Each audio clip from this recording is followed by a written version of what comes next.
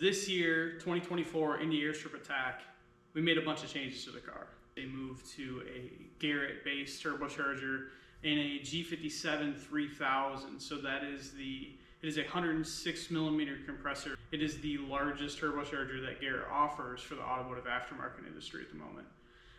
That change, along with, we moved the catch can to the trunk. I built an aluminum tank for the trunk that was a catch can deal, moved the battery to the trunk. We put a master kill in the car. The battery in the car had always been in the front of the car, and we had never had a master kill on it, which was a bit unsafe at the time. We also moved the ecus system to the trunk of the car rather than before. It was right here, right behind the front bumper, and we were trying to add some rear weight because traction is always a struggle at the Airstrip Attack stuff. If you're not super familiar, it's on a runway, thus the Airstrip Attack name, but it's a grooved concrete surface, no prep at all, and we're driving over the numbers for the runway for the first, however tall those numbers are, probably 30 feet, 40 feet, something like that. So some challenges on the traction side, which means challenges in the power management, thus why I try to move weight to the back of the car. That Garrett turbocharger creates a bunch of power. It is also very heavy. I can't remember what it weighs exactly, somewhere in the 60 to 65 pound range. We made a new header for the car, which has a shorter primary tube length. It is still in a 180 style concept, meaning it takes every other cylinder in the finder to one collector and all the rest to another. I'm going to make future videos about all of the changes we made to the car in a more in-depth situation. Still the same turbo 400. It's a close ratio turbo 400. It's got a 165 first gear. It's got a 315 gear in the back. So we went into this Airstrip Attack this year untested other than dyno time. I want you to remember that for a minute.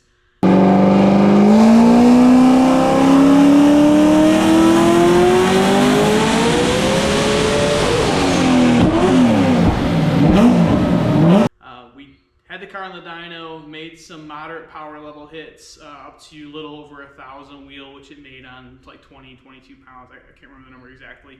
Testing a different boost control situation. And what I mean by boost control, I don't mean just a control strategy. I mean we added charge air control, meaning that we're bleeding compressor air off the car on the cold side rather than hot exhaust air off of the exhaust side.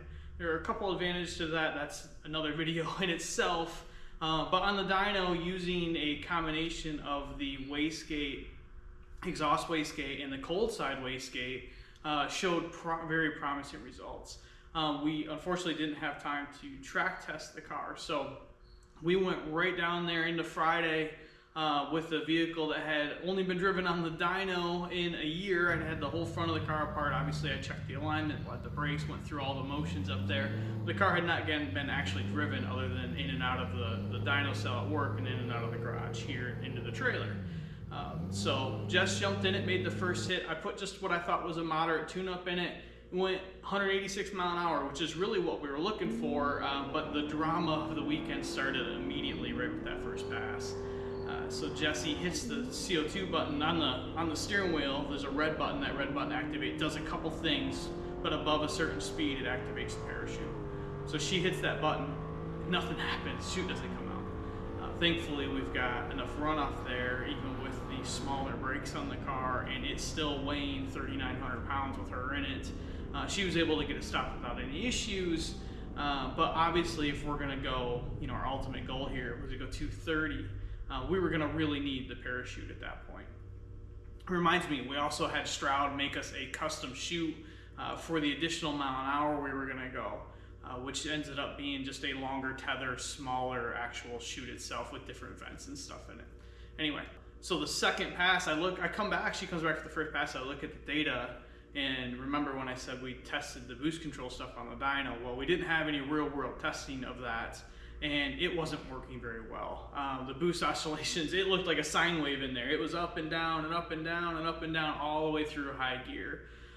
So for the next pass, we worked on the parachute stuff. I confirmed the electronic side of it works, the CO2 works, and triggered the chute in the pits, and the chute opened.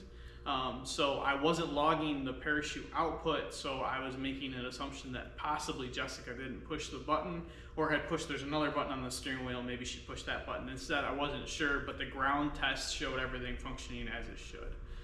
I also changed in the boost control. I went from running the two gates, the wastegate and the charge side gate together, controlled separately, but the charge side control was basically used if it overshot the target boost level, and in a wheel spin scenario, it would open for an immediate power reduction on top of our timing reduction for wheel slip speed. It's basically looks at the rear wheel speed and the front wheel speed, and if it sees over a target slip number that I provided, it pulls timing out at a rate that I provide also. What we added, that's the first layer of traction control. And the second layer, rather than doing cylinder cut, which is traditional but very hard on equipment, I wanted to use the charge air gate to bleed off manifold pressure because it is an immediate loss of boost. So going in the second pass, after I realized that that strategy wasn't working on the boost control side of stuff, we decided to just run the car on a wastegate only, which again, we had done on the dyno with success. So go up for the second pass, same boost target, same kind of plan, just shutting off the charge air gate using the exhaust side gate on its own. Again, this worked well on the dyno, so we just got confirmation here and we'll turn it up from there. So she makes another pass and the car looks good, sounds good, and then it breaks up real bad.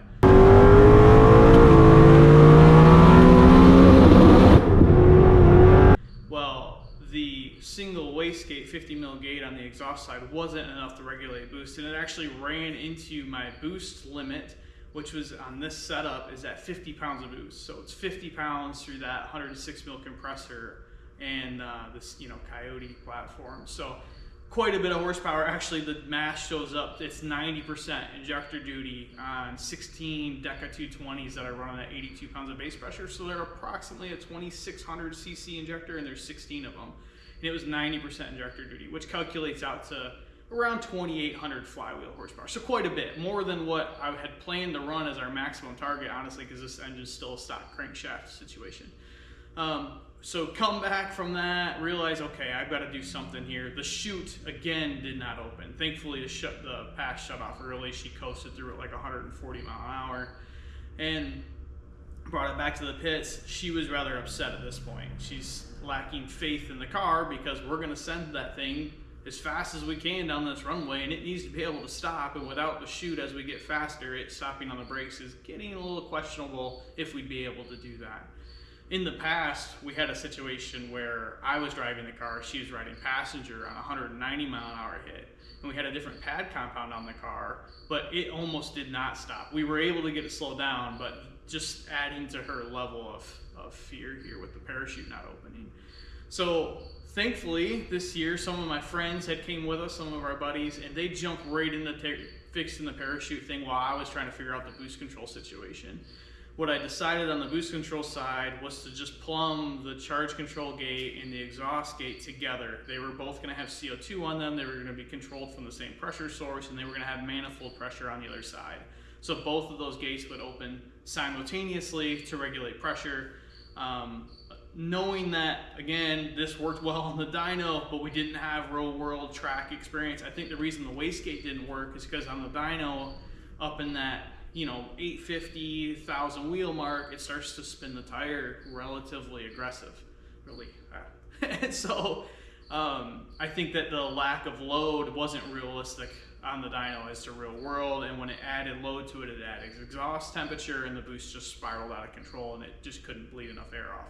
So we plumbed the two together. Plan was to go make another hit in similar fashion, just confirm that that works. And we found out that I had actually rerouted the parachute cable, and I had routed it incorrectly, and the cable itself was bound up. What happened when I test fired it in the pits is I was on the button for a longer duration than she was. And that's why it opened then, and it didn't open out on the track, because it's designed to where you just hit the button and it's on a preset delay and it opens the thing. Well, with the cable bound up, the time that I had the valve open to activate the chute wasn't long enough. So what ends up happening is you hold the button for a longer period and it would open just fine, but if you just tapped it and let the programming do its thing, the programming wasn't long enough to open the chute. Anyway, My buddies, thankfully, sorted that out, that I had bound the cable up when I ran it through the rear bulkhead of the trunk, and rerouted that. We retested it, everything was okay. So we were gonna test the new boost control and the parachute thing. That passed. So Jess goes up there, it's our last opportunity on Friday to make a run, goes to put it on the trans brake, and it doesn't get to the two-step. It sits there, you know, 4,800, 5,000 RPM, doesn't build any boost. So she sits there for a long enough time to be like, okay, something's wrong, lets the button go, drives down the track. It never built any manifold pressure. So it goes 120 some mile an hour, NA, like just complete mess, right? But the parachute finally opens. So she drives around the corner, and remember the chute we got, it's got a longer tether on it. There's a bit of a crosswind at this point. The crosswind blows the parachute off the side of the runway and hits a runway light and rips it out of the ground. First time we've brand new chute, right? Rips the runway light out of the ground.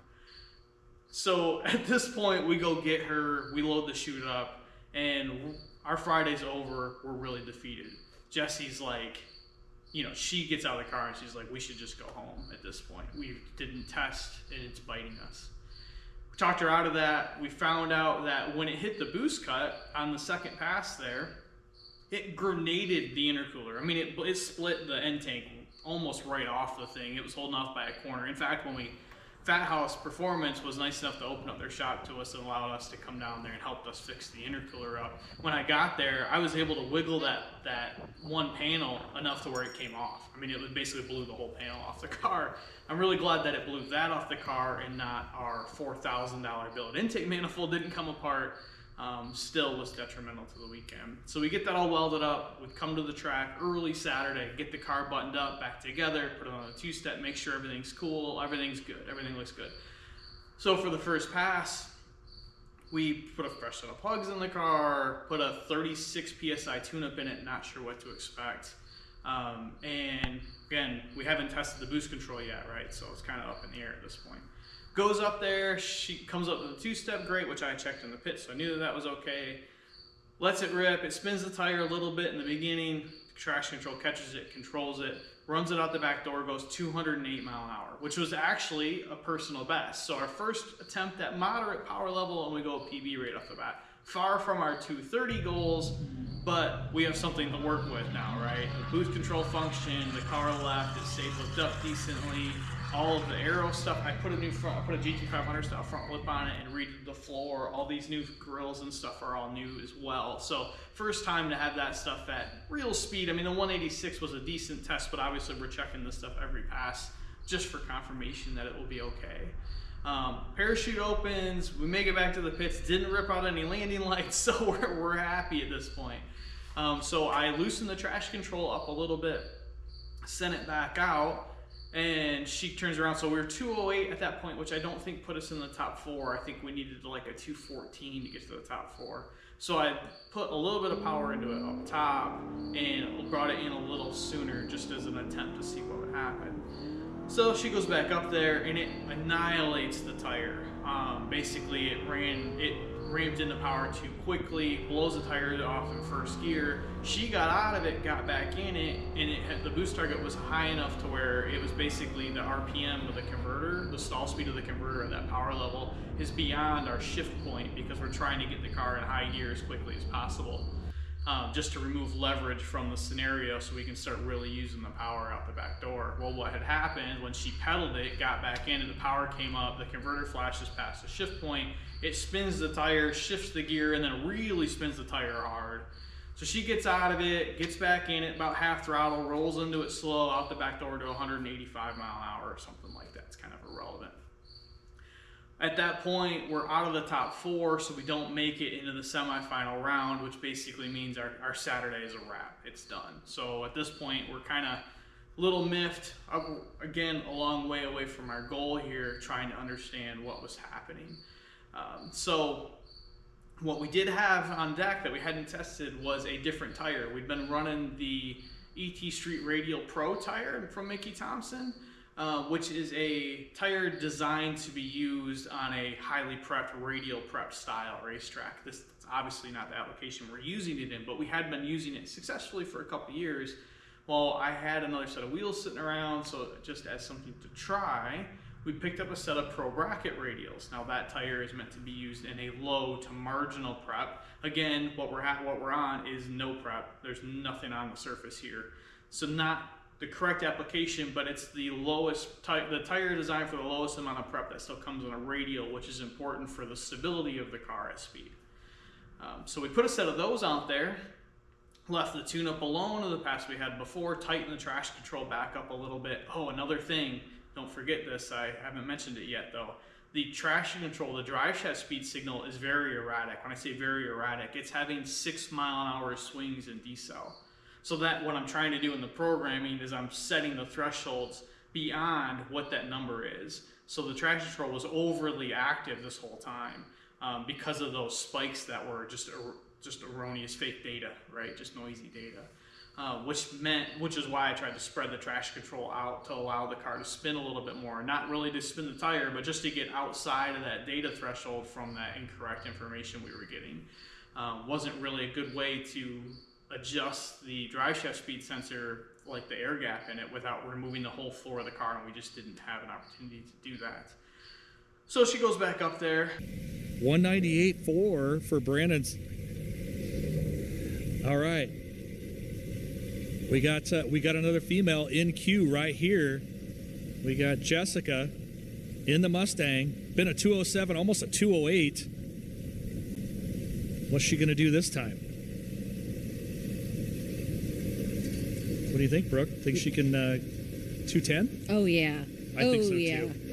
I'm told the car is capable of 220. I'm going to say 212. All right, we're in. Let's see.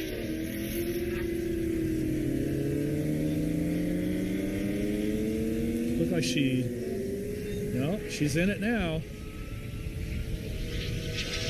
Moving.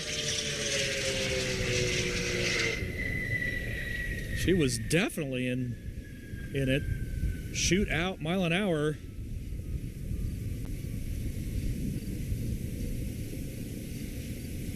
I'm waiting for it here to pop up. I don't see it just yet.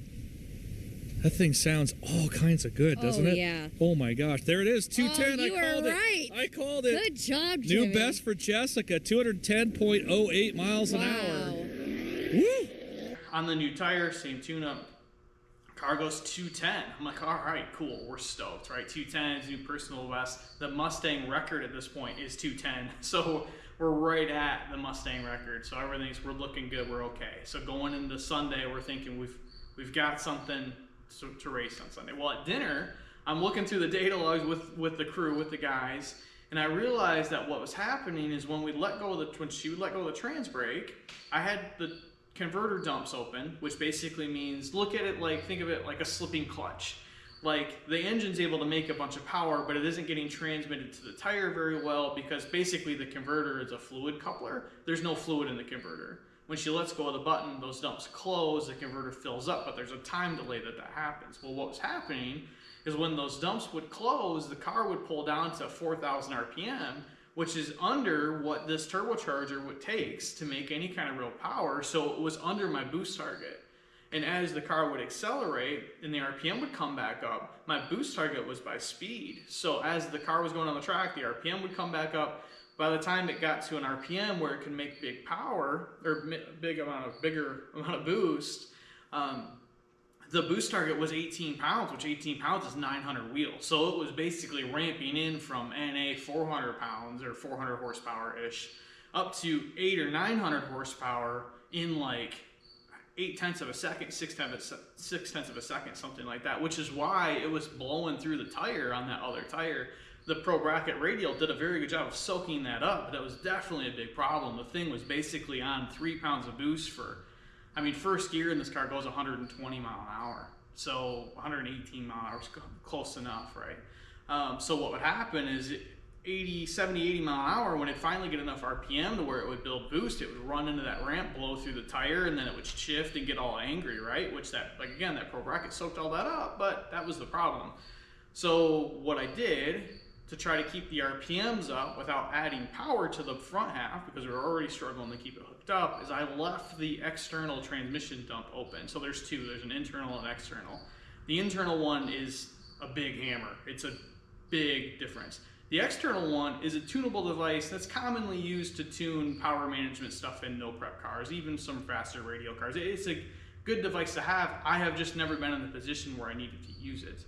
And this situation is not usually the way you would use it in. You would usually use it to remove power from the car because you were wanting to make a lot of boost quickly, so you didn't have to wait for the turbocharger to change from one boost target to the next when the tire would take it. The charger was already there. You're just trying to remove torque from the tire through the spin area, right?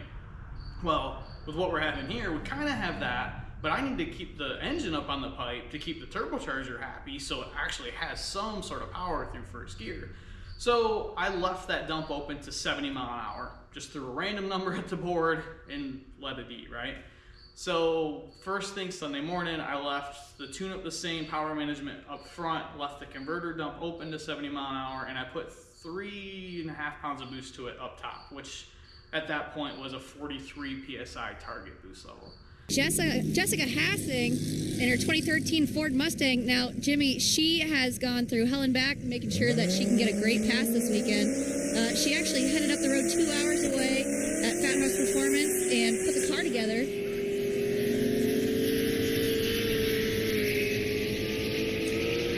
Her best this weekend out of the 210, going for 211. She might get it right here, Brooke. That looked fast and clean. Wow, it looked fast. I think she might have lifted right before the flags, though, but let's see what it does to her mile an hour.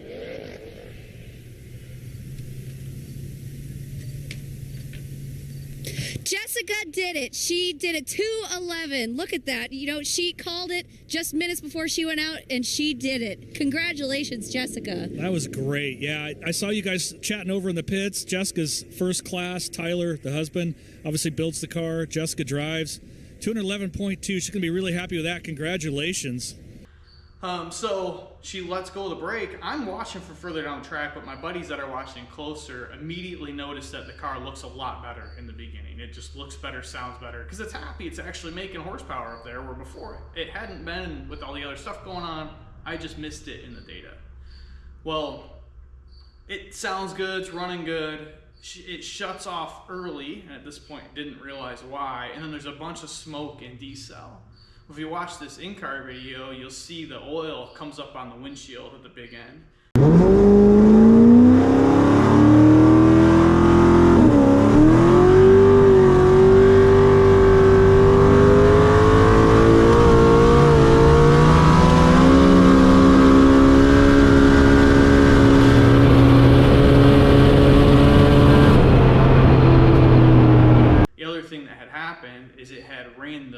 We have an oiling system problem. Basically, the engine's pumping. It's over, once it's in high gear, the thing's over 7,800 RPM for, it's like 9-10 seconds. It is pretty long time the thing's up in established RPM. And what's happening is all the oil pump, it's pumping all the oil up into the engine, and it only has gravity to drain it back down. And it just is not draining fast enough. So basically, the oil pan is running out of oil. We're starving the pump, and it hits the oil pressure safety. That's why it shut off on this pass. There's a couple ways to look at this as far as what it would have been, but the pass was still a 211 mile an hour run, which is like 211.7, which breaks the Mustang half-mile record, which is really awesome, and is obviously a new PB yet again for us. So we're happy with the result, but I was a little miffed because I had put 3 pounds of boost to it. It made a bunch of power up early, and it only picked up 1.5 mile an hour. Didn't really make a whole lot of sense to me. But it shut off early. I didn't investigate it further because now I had all of this oil to clean up. So we clean all the oil up, we'll get the car around, we pull all the plugs, make sure we didn't hurt a piston. It had blown a VCT plug out of the valve cover is what happened, which would make sense. It has an abnormal amount of crankcase pressure, blows that plug out. So we immediately think I hurt a piston. So we pull the plugs out, look at stuff. Didn't have a compressor tester with me, of course. Everything looks good. We put all the plugs back in it, put the plug in it, clean the oil up, put the thing on the trans brake. It comes up on the converter. All the crankcase pressure data looks good. Everything looks as it has all weekend. So I pull a bit of power out of it. At this point, we were second in class. The guy that was ahead of us in class blew up after he had made his qualifying run. So going into the semifinals, technically we're the #1 qualifier at this point with that 211. So the second place guy, or the guy that was us, the guy that was then in third place behind us, had only gone 195 mile an hour. So I'm thinking, okay, I'm gonna pull enough power out of the car to just make a good A to B pass, health check, make sure everything's cool after the oil situation, and we didn't just miss something or whatever, and still get into the finals, right? So I pull from 43 pounds down to 36 pounds. I bring the power in a little safer. So 43 to 36 pounds it's like somewhere in the 400 horsepower, 3 to 400 horsepower. It's pretty significant power change. So she goes up there and makes a run. It's missing the whole time because additionally to that VCT plug coming out, one of the coil grommets had came out of the valve cover that seals the tube. So oil came through that seal and flooded that coil well. Well, me not thinking, I didn't put a new plug in that cylinder and that plug was hurt. So it was breaking up the whole time. Fast car coming up. That's right. That is your current Mustang world record holder.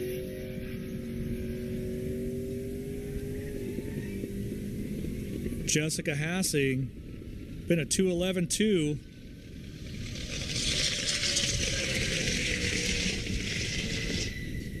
Sounds like she was bouncing off that rev limiter though.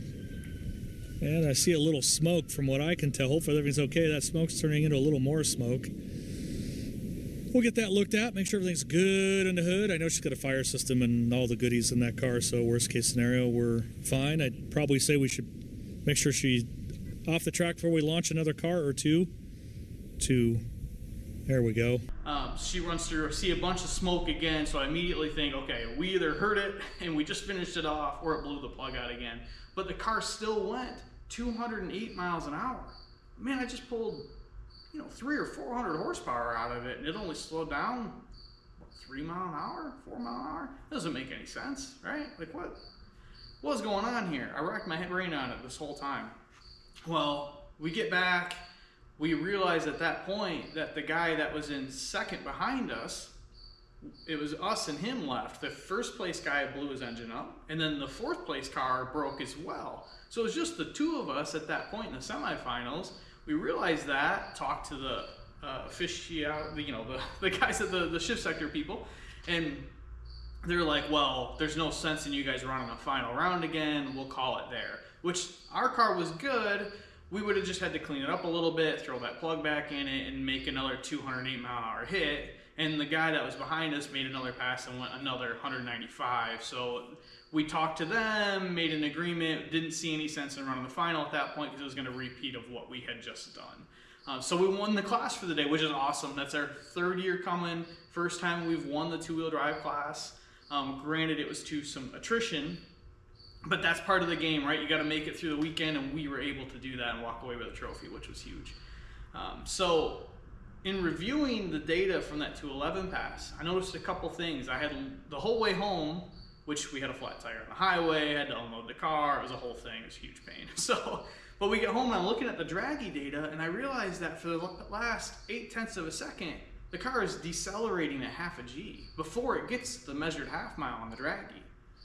So then I look at the GoPro data, because the GoPro has the GPS speed, and it goes all the way to 215 or so, and then starts to shut off before the car even gets to the finish line. And I looked at the drive shaft speed. Now the drive shaft speed data doesn't show us distance traveled. So you look at it, it just looks like a drive shaft curve. It just inclines and then it shuts off, right? Well, it doesn't tell you when it shuts off. So doing some math, some bench racing here, a bunch of different ways. The pass from before where we went 210 was a similar power, actually less power out the back. If you take that back half, that quarter mile to half mile, add it to the quarter mile from the 211 pass, it actually calculates out to where it would have been like a 226, 227 mile an hour run, which was crazy fast. That would have actually been the female two-wheel drive record, which would have been a huge feather in Jesse's hat. It would have been really, really badass for us. But the other data I looked at, drive shaft speed curve, shows it shutting off at 219 mile an hour with a little bit of wheel slip. The draggy, the draggy data doesn't actually show peak mile an hour over a duration, so I don't know where the draggy registers are shut off. But it does show G data in D-cell and X-cell, both before and after it quits, which remember that, because that's important.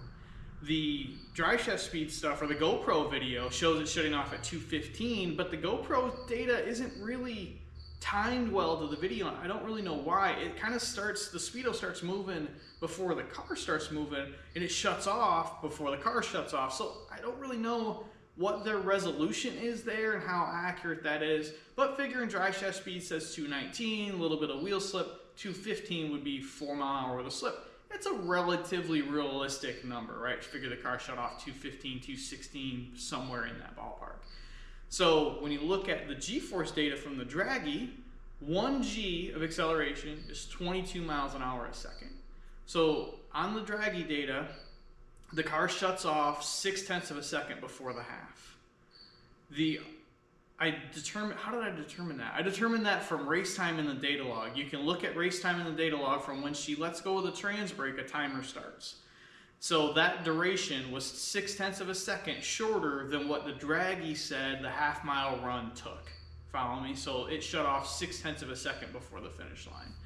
Well, half a G would be 11 mile an hour worth of acceleration, and it was at 0.6 of a G for the past half a second, 0.6 of a second of the run. So basically you add 11 mile an hour to that 215, and we're right back to our 226 number that the math had predicted from the 210 pass, adding the back half to the front half of the 211 pass. So anyway you cut it, the car was on a hit. It was on a really good run, and still with some power on top, right? 43 pounds of boost. We're only 80% injector duty there. When it hit the boost cut at 51, 52 pounds, it was 90% injector duty. So I'm comfortable with 95%, little room for error on the tune-up in that case, whatever. So we've got a good bit of power left to go. That Garrett Charger's really putting some steam together, and it's working phenomenally well. We changed a lot of other stuff with the setup, including the air-to-water intercooler. It's got a water tank up front now rather than the trunk before. Whole nother conversation there. That worked very well. Basically, the car, other than the oiling system problem and the parachute, and okay, so we had some issues. But as a whole, the car is there to reach our 230 mile an hour goal, which is huge for us.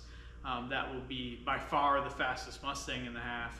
More importantly, just a goal we want to achieve. They have a 230 mile an hour jacket with the shift sector events that you get, which is really what motivated us to get that. On top of the fastest Mustang in the half, the fastest two-wheel drive female record possibly. All of that kind of stuff really makes that 230 goal a good achievement for us. And based on all the information we have, it looks like it's very realistic. So plans for next year, I may move to a different style rear wing. I'm going to do some things to address the oiling issue, which involves restricting oil to the cylinder heads, which should be done on these Gen 1 heads originally in the head gasket, but currently does not have a restrictor. That alone should have a large impact on how much oil is in the pan at the sustained high RPM operation like what we're having. I'm going to add some additional crankcase vent. We already added some, but we'll do more just because that never hurts. Like I said, some aero things. I really want to buy a 3D scanner and 3D scan the car and do some CFD work with AirShaper, which would be amazing. I'm not sure if the juice is worth the squeeze, as I have no experience with that, but we're going fast enough where the aero stuff is real. Oh, another thing I forgot to mention, that 211 pass, the rear wing collapsed. Again, that's the second time that's happened to us. Originally it had aluminum struts and it bent them. Now it has steel struts, 1/4 inch, so they're small, but it bent those too. I'm gonna have to revisit that. Another reason why I'm kind of thinking going to a more traditional style rear wing would be advantageous. Plus, there's the CFD, if I get that far, should tell us drag versus downforce. I know that those rear wings, the one I'm looking at, create somewhere around 950 pounds of force at 160 miles an hour. I don't think that what we have here makes anywhere near that amount. So definitely looking for some improvements there. You know, having to cut a hole in the hood. I've got to 3D print something and move the exhaust further through the hood. I tried running it a little lower this year. Just to try to use it as like a venturi to pull air out from under the hood. You can see in this picture here that the hood's trying to open, the wings collapsed, there's a little ripple in the floor right behind the front tires I gotta deal with. So lots of little aero stuff to do, the oiling issue, But overall, we're gonna go through the engine. We do have a new set of Wiseco pistons in this thing this year. That's one of the other things we changed. We moved piston manufacturers and a different pin material and size. I'm gonna go through that stuff, just go through the engine, make sure everything's cool. Because, you know, set 2,800 horsepower is not a number to shake a stick at, especially on the stock crankshaft. All the oil looks good, everything looks good in the data, but just want to go through it. We have the time, so we're gonna freshen that up. But no planned changes to the combination at the moment, and some basic aero stuff on the car, and we're gonna go chase that 230 goal again next year. And again, based on the racer math or the bench racer conversations, however, whatever way you want to spin that, looks like it is a very achievable goal. So yeah, we're pretty excited about that. And hopefully next year we'll have 4 new trailer tires on the trailer and won't have a flat on the way home and have to unload and change the trailer tire on the side of a very busy 69 North highway there. So thanks for watching. Subscribe. I'm going to do some more videos about the turbocharger specifically. A lot of people said that that charger was way too big for a Coyote. It would never work. It's working very well, and I would like to explain to you guys why. I want to go into more in-depth stuff on the boost control stuff we found from back pressure data on the charge control gate versus the exhaust gate. A lot of information to go through there to pass along to you guys. I want to revisit all of the aero changes we did to the car and why and what our future plans are with that. Also do a review and kind of a just a informational video on the Wiseco pistons and the ring pack we use, which is kind of specific and unique. Gonna be lots of cool technical data as opposed to this video that's more or less just an overview of our weekend. But the tech data is really where the information's at, so I really enjoy explaining that stuff to you guys. So hopefully you enjoy watching it, and yeah, look out for those videos.